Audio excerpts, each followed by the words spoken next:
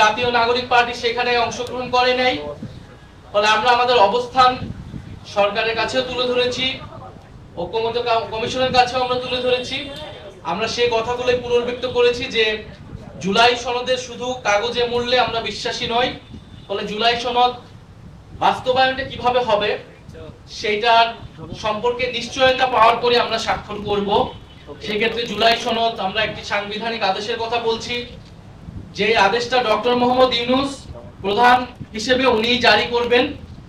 কারণ জুলাই গণ অভ্যুত্থানে জনগণের যে সার্বভৌম ক্ষমতা সেটার একমাত্র বৈধতা ডক্টর মোহাম্মদ ইউনূসেরই আছে, সেটা প্রেসিডেন্ট চুপ্পুর নাই। ফলে সাংবিধানিক আদেশ যেটা সংবিধান বহির্ভূত হিসেবে দেওয়া লাগবে সেটা কোনোভাবেই প্রেসিডেন্ট চুপ্পু দিতে পারবে না, সেটা ডক্টর মোহাম্মদ ইউনূসকে দিতে হবে। সেটার আইনি এবং রাজনৈতিক কারণ আমরা ওনার কাছে তুলে ধরেছি। দ্বিতীয়ত নোট অফ ডিসেন্টের বিষয়টা আমরা বলেছি, নোট অফ ডিসেন্টের কোনো কার্যকারিতা থাকবে না। সবাই এই বিষয়গুলোতে ঐক্যমত হয়েছে। জুলাই সনদ যেই বিষয়গুলো রচিত হয়েছে সেটাই পুরোটা গণভোটে যাবে এবং গণভোটের মাধ্যমে অনুমোদিত হলে পরবর্তী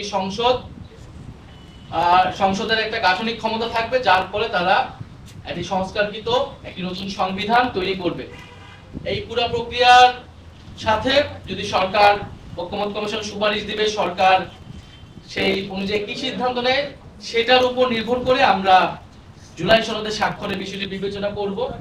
সরকারের কাছে আমরা আমাদের দাবি জানিয়েছি এবং এই দাবিগুলো যাতে বিবেচনা করা হয় এবং সরকার যাতে সেই পথে সেইভাবে যৌক্তিকভাবে এই জুলাই সনদ বাস্তবায়নে আগায় সেই বিষয়ে আমরা জোর দাবি জানিয়েছি।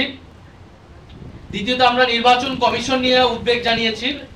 নির্বাচন কমিশনের গঠন প্রক্রিয়া, নির্বাচন কমিশনের বর্তমান আচরণ আমাদের কাছে মনে হচ্ছে যে এটা নিরপেক্ষ হচ্ছে না, এটা স্বচ্ছ হচ্ছে না এবং নির্বাচন কমিশন সাংবিধানিক প্রতিষ্ঠান হিসেবে যেভাবে কার্যক্রম করার কথা ছিল সেটা করছে না। কিছু কিছু দলের প্রতি পক্ষপাতিত্ব দেখা যাচ্ছে এবং কোনো দলের প্রতি বিমাতা সুলভ আচরণ তারা করছে। পুরো বিষয়টা নির্বাচন কমিশন নিয়ে আমরা বলেছি। বিগত সময়গুলোতে নির্বাচন কমিশন যেই পদক্ষেপগুলো নিয়েছে সেখানে কিভাবে তাদের পক্ষপাতিত্ব ফুটে উঠেছে সেই বিষয়ে আমরা বলেছি। একটি সুষ্ঠু নির্বাচনের জন্য একটি নিরপেক্ষ নির্বাচন কমিশন প্রয়োজন। সুষ্ঠু নির্বাচন যদি না হয় এর দায় সরকারের উপরে আসবে। ফলে আমরা সরকারকে সেই বিষয়টি অবহিত করেছি।